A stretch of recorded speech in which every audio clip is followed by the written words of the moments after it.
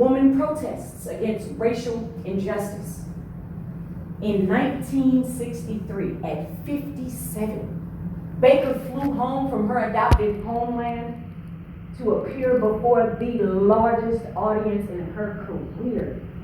The 250,000 people that gathered at the March on Washington. In her uniform of the French Resistance, where she was active in World War II, she and Daisy Bates were the only women to address the audience.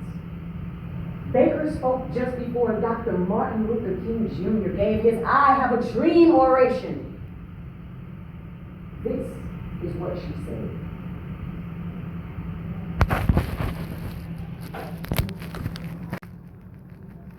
You know that I have lived a long time. And you know that I have come a long way. And you must know now that what I did originally for myself. Then later, as these things began happening to me, I wondered if they were happening to you. And then I knew they must be. And I knew you had no way to defend yourselves as I had. And as I continued to do the things I did and say the things I said, they began to beat me. Not beat me, mind you, with a club. But you know I have seen that done too. They beat me with their pens, with their writings. And friends, that is much worse. When I was a child and they burned me out of my home, I was frightened. So I ran away. Eventually, I ran far away. It was to a place called France. And many of you have been there, and many have not. But I must tell you, ladies and gentlemen, in that country, I never feared. It was like a fairyland place. And I need not tell you all the wonderful things that happened to me there. Now, I know all of your children don't know who Josephine Baker is. But you ask your grandma and your grandpa, and you know what they will say. You know, why, she was a devil. And you know something? Why, they are right. I was a devil in other countries, and I was a little devil in America too. Now, when I was young in Paris, strange things began happening to me that had never happened before. And when I got to St. Louis a long time ago, the conductor directed me to the last car. And you know what that means. So over there, far away, when I got to eat at any restaurant I wanted to, and I could drink water at any place I wanted to, and I didn't have to use a colored toilet either. I got used to that. I liked it. And I was unafraid anymore that someone would shout at me, "Nigger, go to the end of the line." You know, I ever rarely use that word, but you know it has been shouted at me many times. So over there, I was happy. Oh, I was happy. And because I was happy, I had great success. And you know that too. Now, after a while, I came back to America to be in a great show with Mr. Zegfield. And you know Josephine was happy. You know that. I wanted to come back to my country and tell everyone about myself. I wanted to let everyone know the good I did. It's only natural. You know that. But on that great, big, beautiful ship, I had a bad experience. And at the last moment, I discovered she did not want to eat with me because I was a colored woman. And I can tell you that was some blow. And I won't mention her name because it's not important. And anyway, now she is dead. And when I got to New York City, I had other blows. when I couldn't check into the good hotels because I was colored. I couldn't eat at certain restaurants because I was colored. And then I got to Atlanta, and it was a horror to me. I thought to myself, my God, I am Josephine. And if they do this to me, what do they do to other people in America? Friends, I would not lie to you when I tell you I have walked into the palaces of kings and queens. And I have been into the houses of presidents and much, much more. But I could not walk into a hotel in America and get a cup of coffee. That made me mad. And when I get mad, I open my big mouth. And when Josephine opens her mouth, they hear it all over the world. So I did open my mouth. And I did scream. And when I demanded that they give me what I deserved and what I was entitled to, they still would not give it to me.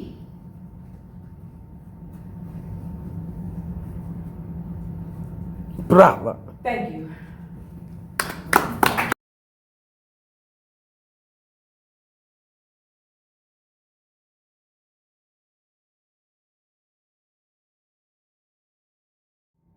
Lead the Negro to detest the man of African blood, to hate himself. The mere imparting of this information is not education.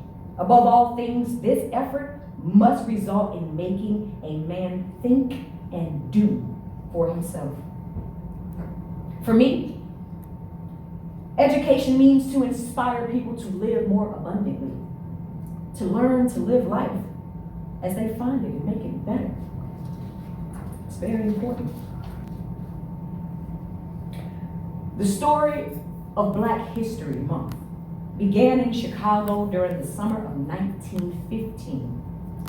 An alumnus of the University of Chicago and many friends in the city, Carter G. Woodson traveled from Washington, D.C. to participate in the national celebration of the 50th anniversary of the emancipation sponsored by the state of Illinois. Thousands of African Americans traveled from across the country to see exhibits that highlight the progression of our people, especially since the destruction of slavery. Whew. That is powerful. Read it again. Thousands of African Americans traveled from across the country to see exhibits highlighting the progression of their people. This had been made since the destruction of slavery.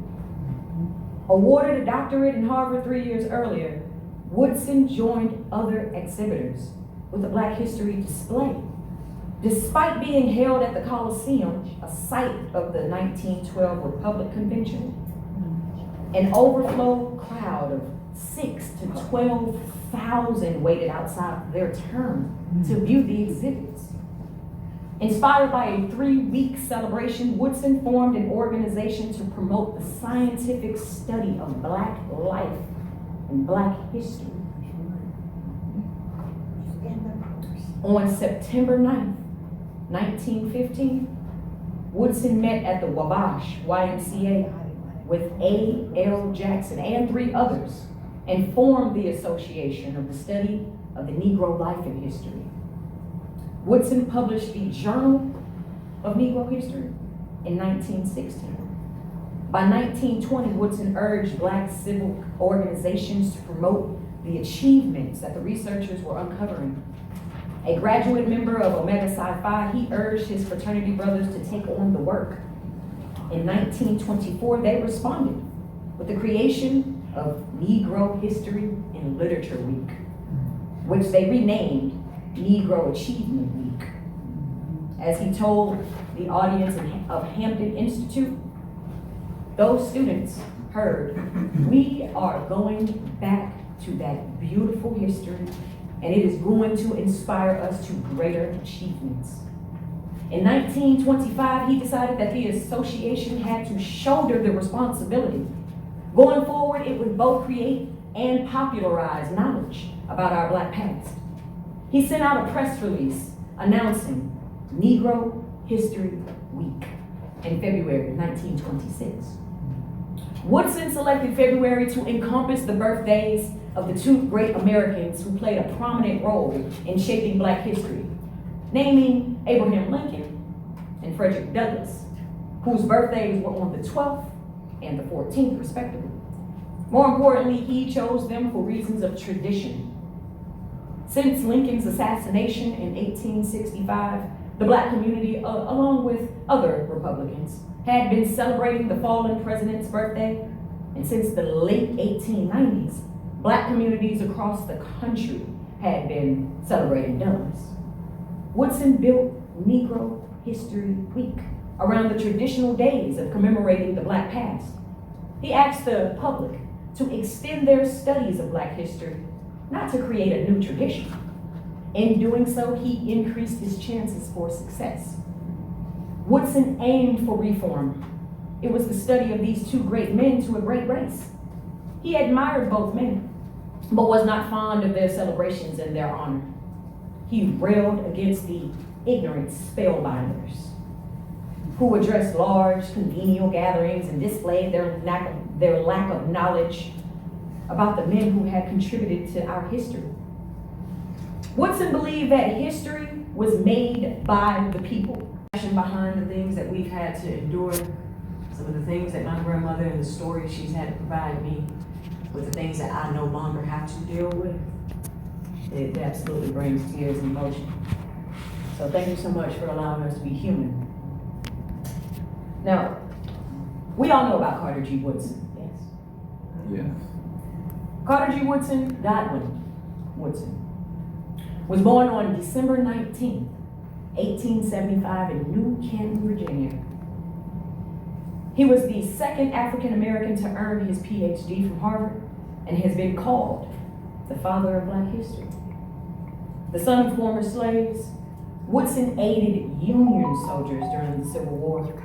He rarely attended school because he had to help on the farm, but he taught himself as much as he could. At 17, Woodson went to Huntington, West Virginia, and attended Douglas High School. He spent 3 years working in a coal mine before he was admitted in 1895. Woodson went on to teach after attending Kentucky's Berea College and the University of Chicago, where he earned his bachelor's and master's of arts degrees. In 1912, he became the second African American, following W.E.B. Du Bois, to earn his PhD from Harvard. Now, Dr. Carter G. Woodson, his quote, "His history shows that it does not matter who is in power or what revolutionary forces take the government. Those who have not learned to do it for themselves and have to depend solely on others never obtain any more rights or privileges in the end than they had in the beginning. You must give your story to the world. And no man knows what he can do until he tries. Those who have no record of their forebears have to accomplish. They lose the inspiration which comes from the teaching of biography and history. We have a wonderful history behind us. If you are unable to demonstrate to the world that you have this record, the world will say to you, you are not worthy to enjoy the blessings of democracy or anything else. Philosophers have long conceded, however, that the world in the man has two educators, that which is given to him, and the other in which he gives himself. Of those two kinds, by far the latter, you know which one is more desirable. Indeed, all that is much worthy, he must work out and conquer for himself. It is that constitutes our real and best nourishment. What we are merely taught seldom nourishes the mind as we teach ourselves. Then that and what we teach ourselves. Now, we know that no man knows what he can do until he tries. If the Negro in the ghetto must eternally be fed by the hand that pushes him into the ghetto, he will never become strong enough to get out of the ghetto. Amen. Amen. When you control a man's thinking, you do not have to worry about his actions. You do not have to tell him to stand there, or go yonder. He will find his proper place and he will stay in it. You need not send him to the back door. He will go without being told. In fact, if there is no back door, he will cut one out for his special benefit. His education makes it necessary. The same educational processes which inspires and stimulates the oppressor with the thought that he is everything and has accomplished everything worthwhile. It depresses and crushes us at the same time, the spark of a genius in the Negro, by making him feel that his race does not amount to much, and it will never measure up to the standards of other peoples. The real servant of the people must live amongst them, think for them, feel for them, and die for them. Amen. If you teach a Negro that he has accomplished all much good as any other race, he will aspire to equality and justice without regard of race. Such an effort would upset the program. The oppressor in Africa and America play up before the Negro, and then his crimes and shortcomings. Let him learn to admire the Hebrew